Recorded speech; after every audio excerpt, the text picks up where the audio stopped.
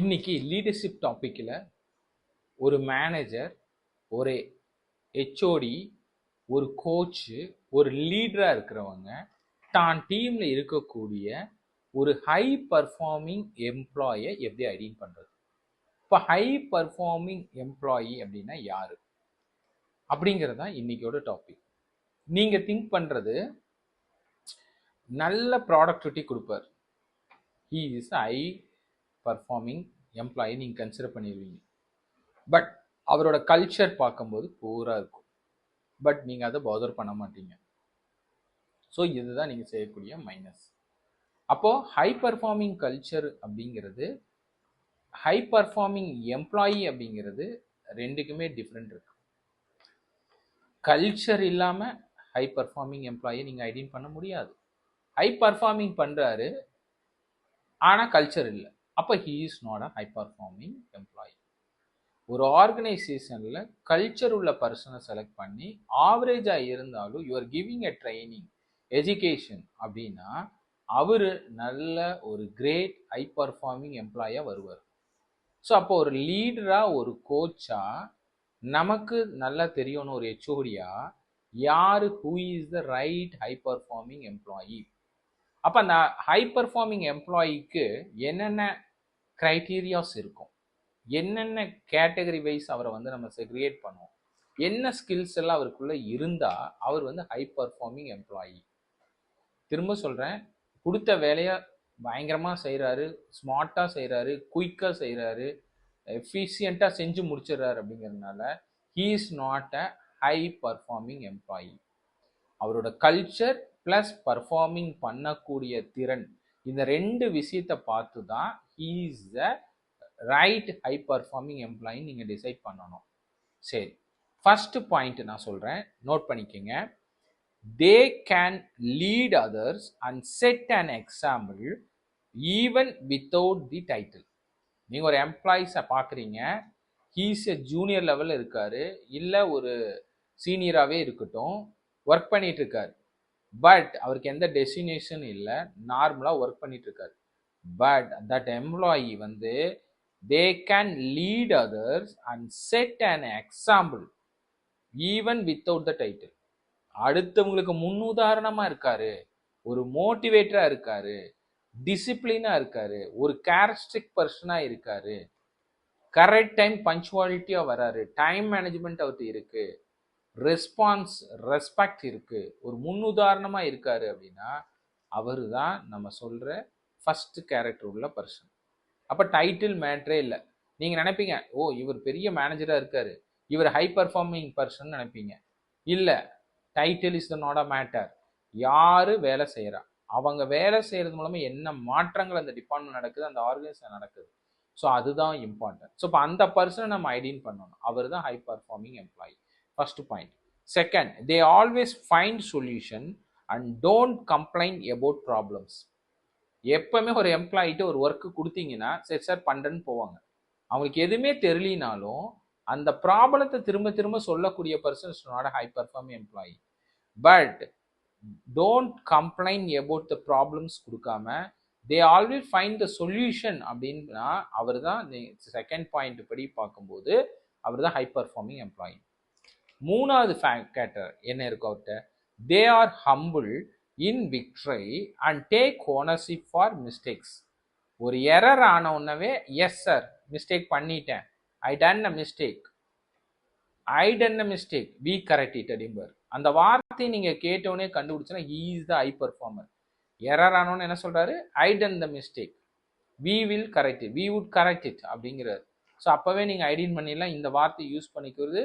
They are humble in victory, வெற்றி அடையும் போது ரொம்ப அமைதியாகவும் சமாதானமாகவும் பெரிய எக்ஸைட்மெண்ட்டா இல்லாம பெரிதுபடுத்தாம அமைதியா இருக்காரு. And take ownership for mistakes.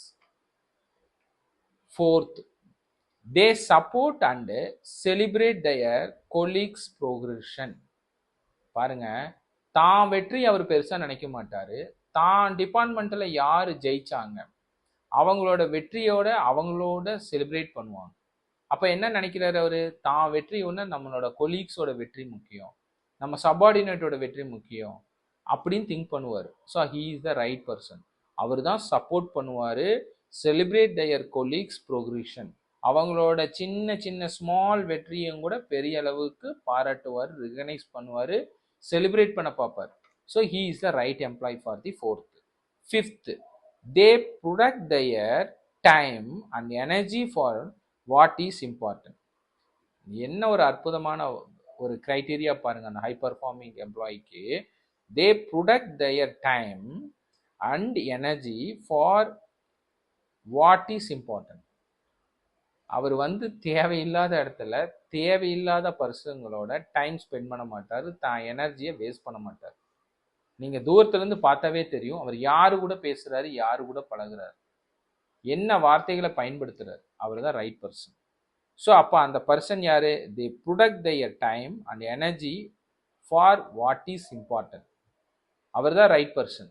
எல்லாத்துக்கூடையும் போய் தேவையில்லாத டைமை ஸ்பெண்ட் பண்ண மாட்டார், அவர் எனர்ஜியை வேஸ்ட் பண்ண மாட்டார், எல்லாரு கூடயும் நெட்வொர்க்கிங் டெவலப் பண்ண மாட்டார், ராங் பர்சன் கூட கனெக்ட் ஆக மாட்டார். ஸோ அப்போ அவர் தான் வந்து high performing employee. They are always open to new ideas and opportunities. அவங்க எப்பவுமே யாரு எந்த விஷயத்தை சொன்னோன்னவே அதில் இருக்க நியூ ஐடியா ஆப்பர்ச்சுனிட்டி என்ன இருக்கோ டிரான்ஸ்பரன்சி இம்மிடியட்டாக சொல்லிடுவாங்க, ஆனால் ஹைட் பண்ண மாட்டாங்க. ஸோ அப்போ he is the right person. They are always open to new ideas and opportunities. அப்போ he is the right person. டிரான்ஸ்பரன்சியாக இருக்காரு, நியூ ஐடியா இனோவேஷன் தாட்ஸ் இருக்குது, ஆப்பர்ச்சுனிட்டியாக கன்சிடர் பண்ணுறாரு. அப்போ அவர் தான் right high performing employee. Seventh, they treat every one equality no matter their position. Every பர்சனையும் அவங்க ஈக்குவலாக ட்ரீட் பண்ணுவாங்க, டெசிக்னேஷன் தகுந்த மாதிரி பண்ண மாட்டாங்க. ஜூனியர், எக்ஸ்பீரியன்ஸ் இல்லாத பர்சன், ட்ரைனர் அப்படின்னு ஒரு மாதிரி ட்ரீட் பண்ண மாட்டாங்க. டாப் லெவல்லேருந்து பாட்டம் வரைக்கும் நல்ல அழகாக ஈக்குவலியாக ரெஸ்பெக்ட் கொடுத்து ரெஸ்பான்ஸாக வழி நடத்துவார். ஸோ அவர் தான் right high performer. They treat every one equally no matter their position. 8th point, they focus on impact and not just their KPIs. எவ்வளோ இம்பார்ட்டன்ட் பாருங்க. கீ ஏரியா, கீ கேபிஐ இருக்கு அப்படின்னா they focus on impact and not just their KPIs. Key performance இண்டிகேட்டருக்கு மெயினாக focus பண்ணிட்டு ஒரு customer ஏரியாவில் வரும்போது கஸ்டமரை கவனிக்காமல் விடுறவங்கள அந்த மாதிரி தப்பு பண்ண மாட்டார். அவர் மெயினே அந்த கஸ்டமர் தான் இம்பார்ட்டன்ட்னு தெரியும். So they focus on impact, அதோட ரிசல்ட் என்ன, அந்த ஆப்ஜெக்டிவ்ஸ் என்ன அப்படின்னு திங்க் பண்ணுவார், அதுக்கு தகுந்த மாதிரி அவங்கள கேர் பண்ணுவார், and not just their KPIs. So he is the right high performing employee.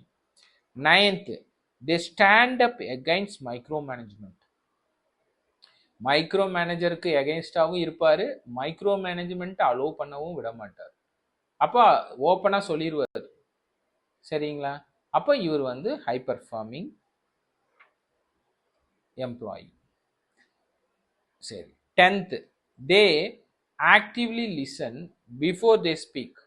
ஒரு விஷயத்தை நீங்கள் சொன்னோன்னவே டக்குன்னு ஆன்சர் பண்ணிட மாட்டாங்க, அப்படியே காமாக லிசன் பண்ணி they are answering. They actively listen before they speak. They actively listen before they speak. ரொம்ப லிசன் பண்ணிட்டு பொறுமையாக ஆன்சர் சொல்லுவாங்க. That is the call the 10th point. 11th, they consistently upskill themself. என்ன படிச்சுட்டே இருப்பார், என்ன மைனஸ் இருக்குன்னு நீங்கள் சொல்லுங்க, அதை அக்செப்ட் பண்ணிட்டு அந்த ஸ்கில்லை இம்ப்ரூவ் பண்ணுவார். சார் நான் அந்த ஸ்கில்லை இம்ப்ரூவ் பண்ணிட்டேன், இப்போ ஓகேவா சார் நீங்கள் சொன்ன மாதிரி இருக்கேன்னு வந்து கேட்பார். அவர் தான் ஹை பர்ஃபார்மிங் ஸ்கில். தே கன்சிஸ்டன்ட்லி அப்ஸ்கில் தம்செல்ஃப். தனக்குள்ள இம்ப்ரூவ்மெண்ட்டு லேர்ன் பண்ணி கொண்டு போயிட்டே இருப்பார். So 12th, they never gossip about others. முக்கியமான ஒரு ஸ்கில்லுங்க இது. ஒரு கேன்சர் வருது வியாதி அப்படின்னா உங்களுக்கு நல்லாவே தெரியும், ஆளை கொன்னுரும். ஆனால் அந்த காசிப் இருக்கு பாருங்க, மிகப்பெரிய கொடிய வியாதி. இதில் சிக்கிட்டீங்கன்னு நினச்சிங்க, உங்கள் கேரியர், உங்கள் எதிர்காலம், உங்கள் நிம்மதி, ஃபர்ஸ்ட்ரேஷன், உயிர் மட்டும் இருக்குங்க. கேன்சருக்கு உயிர் போகும், எல்லாத்தையும் அழிச்சிரும். இவங்க இது உயிர் போகாது, உடம்பு எல்லாமே நல்லா இருக்கும். நீங்கள் ஒரு ஃபெயிலியர் பர்சனா, எங்கே போனாலும் டெவலப் ஆகாத பர்சனா, எந்த ஒரு நாலேஜ் இல்லாத பர்சனா, எந்த ஒரு ப்ரொமோஷன் இல்லாத பர்சனா, எந்த இன்க்ரிமெண்ட் இல்லாத பர்சனா, ஒரு ஃபெயிலியர் பர்சனா உங்களை ஃபிக்ஸ் பண்ணி உட்கார வச்சிரும் இந்த காசிப். ஸோ இதை பற்றி முழுமையாக தெரிஞ்சவர் தான் ஹை பர்ஃபார்மிங் எம்ப்ளாயி. ஸோ இந்த 12 கிரைட்டீரியாஸ் இருக்கக்கூடியவர் தான் high performing employee.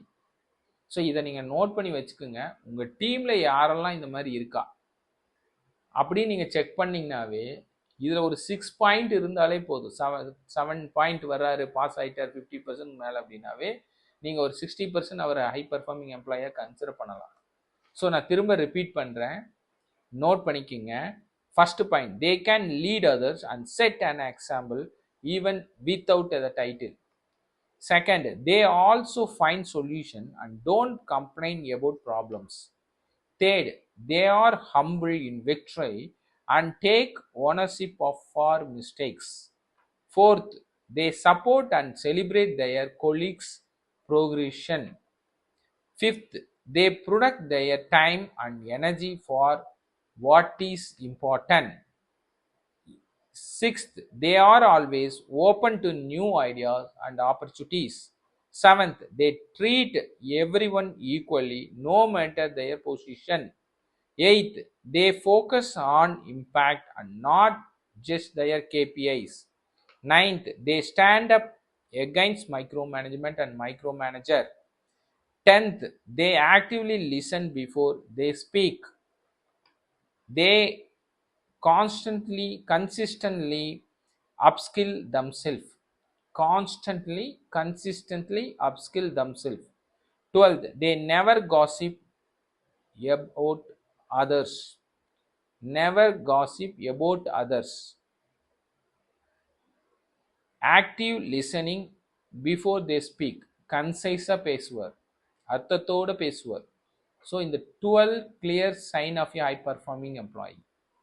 Thank you all.